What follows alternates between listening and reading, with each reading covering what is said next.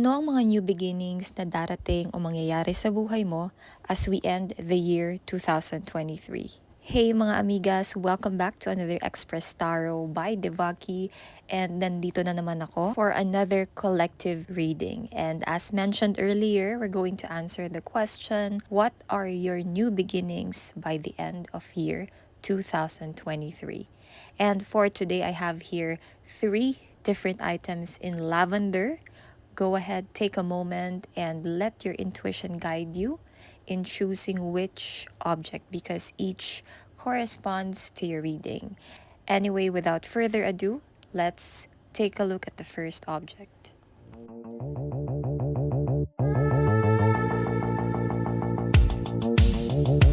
We have this lavender stone.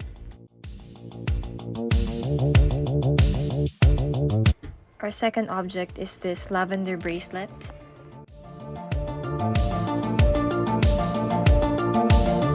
Finally, this lavender pen.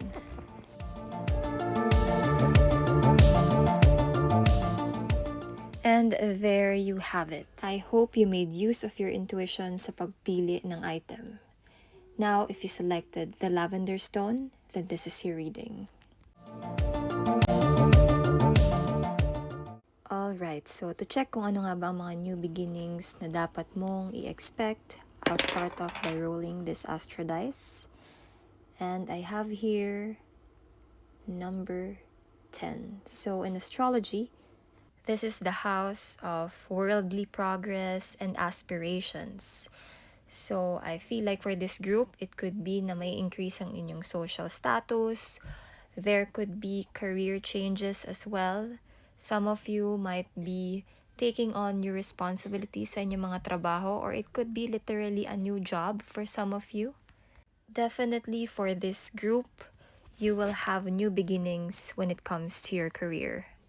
Now let's go further into detail. I've already pre-shuffled our deck, but before we check our cards, isingit ko na lang rin. Guys, I will never ever reach out to you to offer you readings in any capacity. I will wait for you to message me, but I won't reach out to you or initiate communication. Please be extra cautious. Madami pong manloloko. There are so many people stealing videos of tarot readers like me, pretending to be us. Ingat po. So anyway, let's see. What do we have here? For our first card, we have Leo.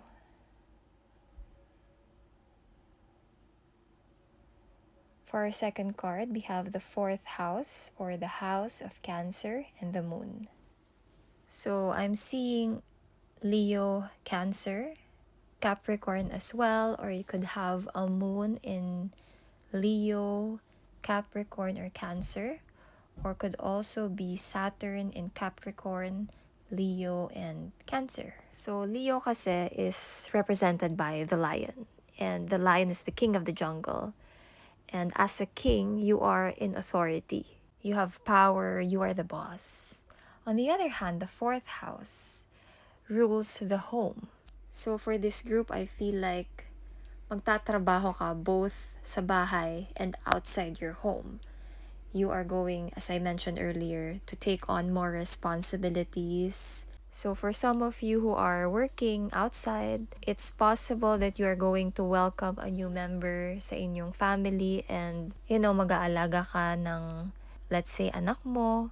Or you might be wanting to do an online job. But for those of you who are already doing an online business, I feel like you'll start a new job and work in an actual workplace or environment. So yeah, let's check the other cards. We have 4 of Swords, and then we have 5 of Swords. Oh, and finally the 2 of Wands. All right, ayusin lang natin.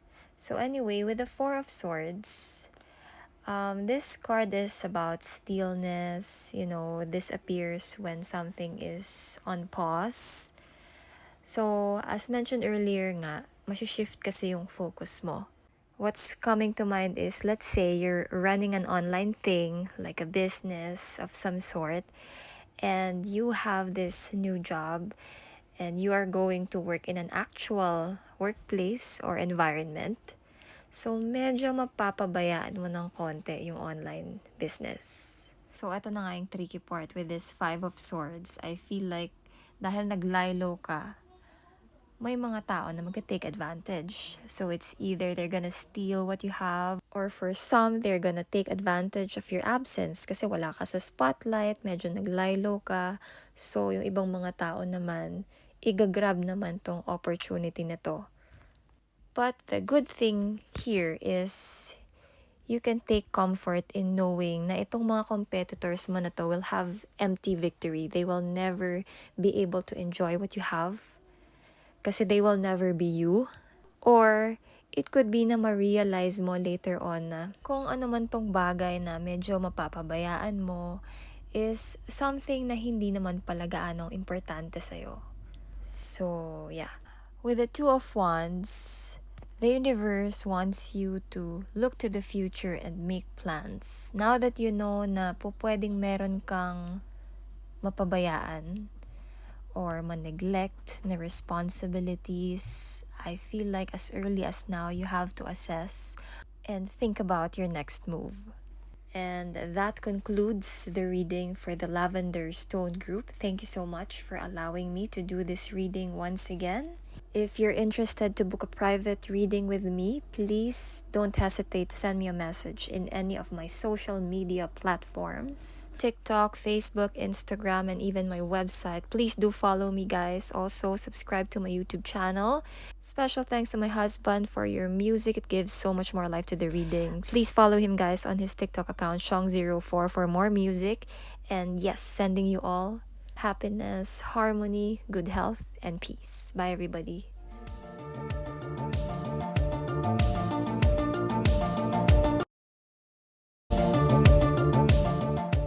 Alright, so simulan na natin ang reading for the bracelet group.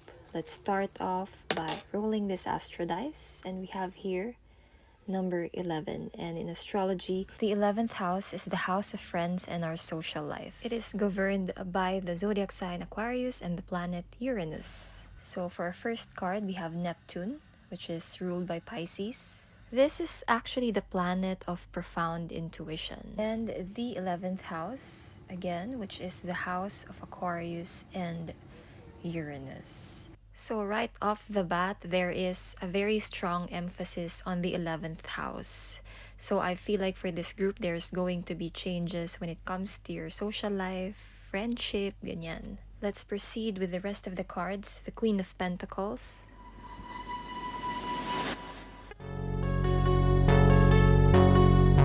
And then card number 10, the Wheel of Fortune. And the Star card, which is card number 17.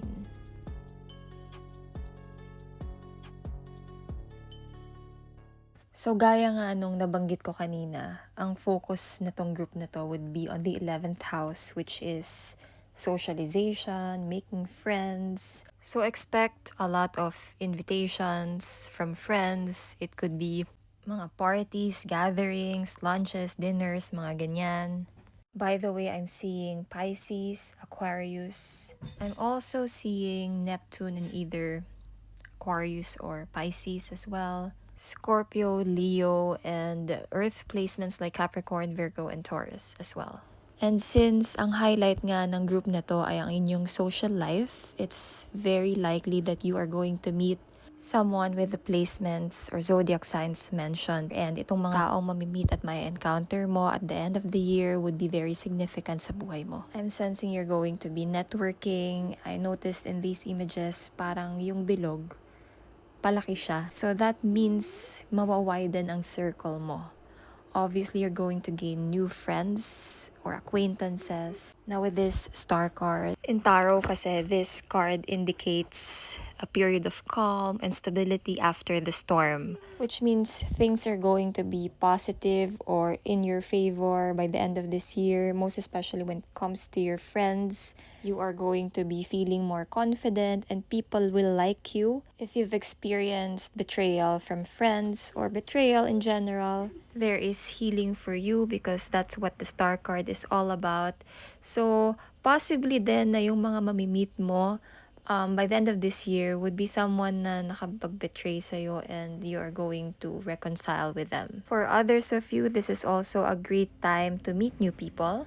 Perhaps in a party. I'm also hearing for some of you, it could be during travel. So if you plan on going on a trip, I feel like may mamit ka na tao na magiging significant sa life mo. It could also be a foreigner. And also, since the Neptune is the planet of profound intuition, then you can expect your intuition to be stronger. So you can rely on your instinct or yung mga hunches mo for discernment. Although generally speaking, halos lahat ng tao na darating sa buhay mo by the end of this year would have the best intentions naman. And I guess that's a wrap for our bracelet group. Let me also take this opportunity to remind you to please take care of your health. I am hearing that message na wag pong i-neglect ang inyong mga kalusugan. Hydrate and stay active. Or if you're taking care of someone like your kids, or if you have dogs or pets, ensure they're well taken care of. And yes, bracelet group, thank you so much for allowing me to do this reading once again.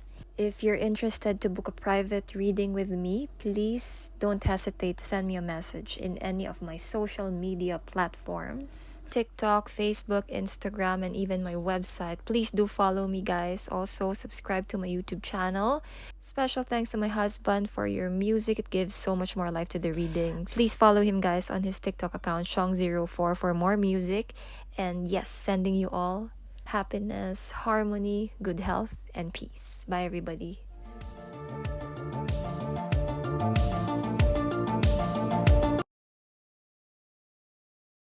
So to me, a pen symbolizes wisdom and knowledge. So possibly you are going to gain new knowledge and wisdom. Let's begin the reading by rolling this astro dice. And we have here number 12. And in astrology, the 12th house governs all things that are hidden. Mga bagay na hindi nakikita ng ating naked eye. Anyway, we have here Chiron and the keywords audacity, bravery, and recovery. And Uranus, which is ruled by the zodiac sign Aquarius, and we have the keywords change, disruption, and shock. Interesting. Since the 12th house is about things that are not seen by plain sight, it's also actually speaks of imprisonment. Kasi 'di ba, pag nasa kulungan, hindi natin nakikita. It's something that is hidden to the general public. And in astrology, yun ang 12th house. And not only does it speak of an actual prison, but it also speaks of any ties we are held back in this lifetime. In short, this house can also speak of past life experiences. And with Chiron here, which is the wounded healer in astrology, I feel like it has something to do with a past life wound.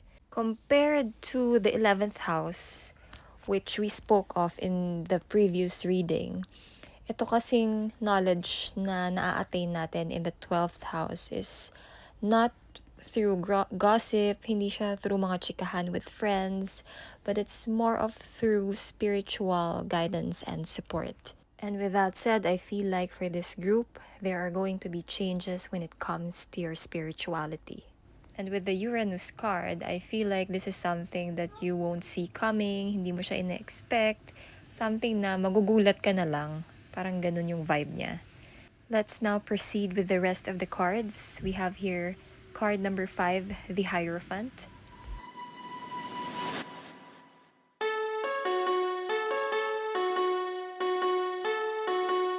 The Ten of Wands.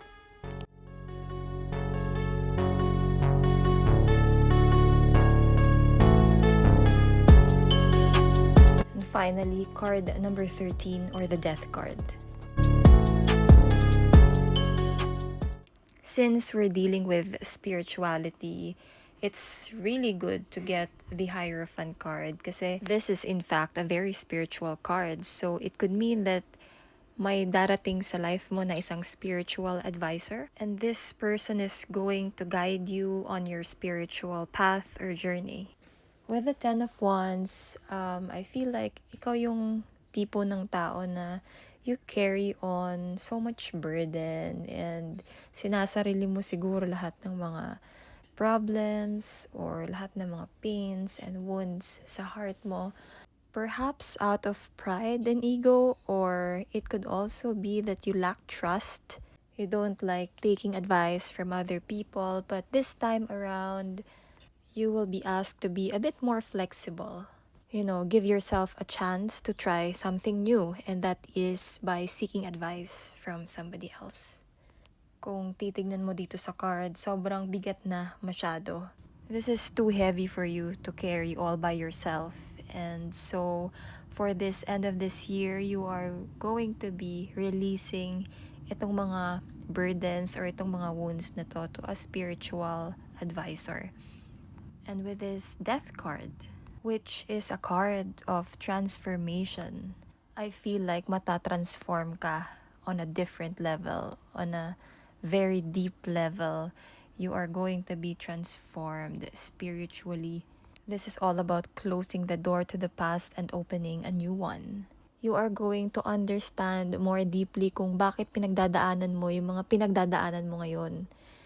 Could it be that it has something to do with the past life experience that you had? Again, you are going to be completely transformed. And I believe that ends the reading for the Pen Group. Thank you so much for allowing me to do this reading once again.